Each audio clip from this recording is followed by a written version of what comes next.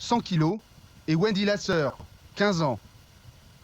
Bonjour à toutes et à tous, je suis Meza et je vous souhaite la bienvenue sur la chaîne Mezato, une chaîne de conseils en images et d'alimentation intuitive. N'hésitez pas à vous abonner et à liker la vidéo.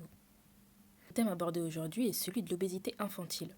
Ces dernières années, il y a eu une très grande augmentation de l'obésité infantile. Je ne sais pas si vous l'avez remarqué, mais vous devriez regarder les chiffres à ce sujet. Je trouve ça très grave et surtout très dangereux que l'on n'en parle pas assez. Très souvent, quand on parle d'obésité infantile, mais également d'obésité chez les adultes, on nous rapporte, la plupart du temps, le cas de l'Amérique. Je vais vous dire quelque chose. La France se rapproche peu à peu de ce qui se passe en Amérique. L'obésité est une maladie dite de civilisation. Si vous retournez 100-200 ans en arrière, vous remarquerez que les personnes obèses étaient très rares. Il y a même certains pays où les obèses étaient si rares que quand on en voyait un, on le touchait ou on lui donnait de l'argent et c'était synonyme de bonne fortune. Vous ajoutez à cela la sédentarisation qui se fait actuellement, donc les gens mangent beaucoup plus par rapport à avant et bougent beaucoup moins. Résultat, obésité et autres maladies associées à cette obésité. Ici, je vous ai mis un article de la Ligue contre l'obésité que je vous mettrai en dessous de la vidéo. Et ça nous montre qu'aujourd'hui, il y a 34% des enfants entre 2 et 7 ans et 21% des enfants et jeunes entre 8 et 17 ans qui sont en situation de surpoids ou d'obésité. Ça veut dire qu'il y a 55% des enfants, ou jeunes adultes ou jeunes enfants, comme vous voulez, entre 2 et 17 ans, qui sont en situation de surpoids ou d'obésité. Vous ne trouvez pas que c'est un peu grave quand même? Et dans cet article, on nous dit également que selon votre classe sociale, vous n'êtes pas touché pareil face à l'obésité. Et ça, c'est quelque chose qu'on observe quand on regarde un peu mieux. Vous écrivez sur Internet en anglais Obesity in Poor Community et vous aurez un peu plus d'éléments sur ce sujet. Vous vous rendez compte, 75% des 8-17 ans sont issus de ces catégories-là, les catégories populaires. Il y a une bien plus grande insécurité alimentaire dans ces populations dites populaires. L'accès à des aliments sains et abordables est un peu plus compliqué et complexe. Il y a des cycles de privation alimentaire et après il s'ensuit de la suralimentation d'aliments bien sûr transformés. C'est-à-dire qu'ils sont riches en acides gras, en lipides, en sucre. Et je me demande pourquoi les collectivités et les mairies ne font pas leur travail. Comment se fait-il que les restaurants qui proposent de la junk food ou des fast food soient surreprésentés dans ces zones, sachant que les personnes qui habitent ces zones sont celles qui souffrent le plus d'obésité. En outre, l'obésité n'est pas seulement le résultat de quelqu'un qui mange tous les jours au McDo ou au KFC. L'obésité, c'est le résultat d'un mode de vie sédentaire. Moi, je ne suis pas là pour faire l'apologie de la minceur. L'obésité, c'est réellement une maladie. En fait, elle peut engendrer d'autres maladies derrière, et ça, c'est le gros problème. Il est clair qu'il y a beaucoup de malades qui ne sont pas obèses. Vous savez, à un moment donné, il faut arrêter de mentir et dire la vérité. Il y a 20% en effet des personnes en France qui souffrent d'hypertension artérielle, mais on vous dit qu'on multiplie ce chiffre par 16 quand vous êtes obèse. Ça veut dire qu'il y a 36% des personnes qui souffrent d'hypertension artérielle qui sont obèses. On va jusqu'à 42% pour les personnes en obésité massive.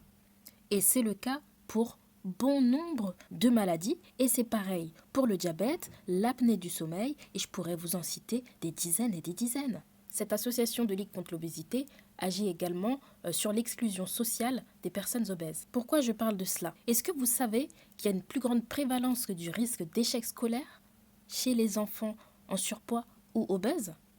Excusez-moi si je me trompe, mais j'ai pas vraiment l'impression qu'on en parle vachement de tout ça.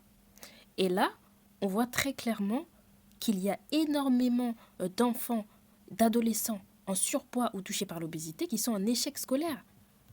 Ou si vous préférez, parce que c'est ce terme qu'on utilise aussi en France, ont des phobies scolaires. Dans cette étude qui a pris en compte différents facteurs, on voit que les filles âgées de 11 ans atteignent des niveaux scolaires, juste là, inférieurs à 11 et 13, alors que pour les autres filles qui ont un poids que l'on pourrait qualifier de normal, atteignent ce niveau, ces notes, à 16 ans. Il est même dit que c'est la même chose dans la plupart des matières de base. Au lieu d'avoir un C, ces adolescents ou enfants obtiennent un D. La différence a fait parler et fera toujours parler. Moi, ça m'arrache le cœur de voir ces enfants qui subissent le harcèlement scolaire, notamment les enfants en situation d'obésité. Tout le monde le sait, mais les enfants peuvent être cruels et n'ont pour la plupart aucun filtre. Si c'est le cas dans le monde du travail, dans le monde des adultes, pourquoi êtes-vous si étonné que ça se passe aussi sur les bancs de l'école? Et ça, je l'ai précisé dans ma vidéo au travail Venez comme vous êtes. Donc c'est une vidéo qui est disponible sur ma chaîne où je montre qu'il y a des discriminations liées à votre apparence dans le monde du travail. Et je parlais également de la taille et ça concernait principalement les hommes qui avaient plus de chances d'être embauchés en tant que responsable ou un poste avec de hautes responsabilités selon sa taille. Bien sûr qu'il faut de tout pour faire un monde, mais il faut quand même observer qu'il y a une nette augmentation des personnes obèses, dont des enfants.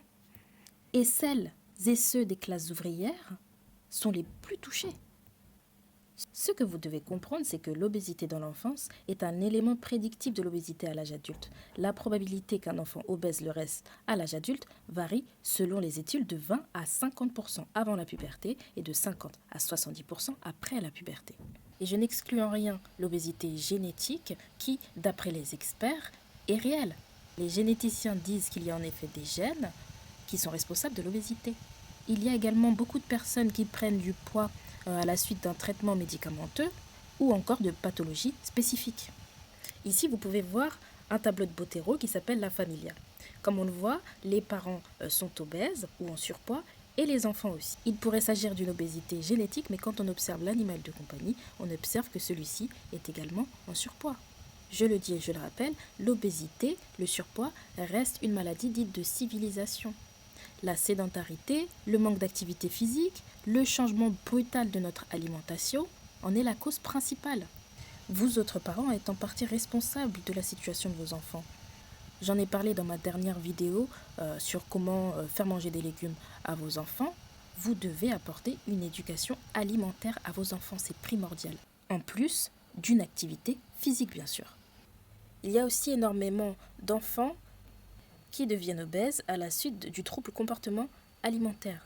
La surveillance et l'attention auprès de vos enfants sont les mots-clés pour éviter ce genre de choses. Beaucoup se contentent du « comment ça a été à l'école, ça s'est bien passé ?» L'enfant hoche la tête, dit simplement oui et vous ne cherchez pas à voir plus loin. Je suis Medza et vous êtes sur la chaîne Mezatoi, une chaîne d'alimentation intuitive et de conseils en images. Je vous dis à la prochaine pour une prochaine vidéo. N'hésitez pas à vous abonner.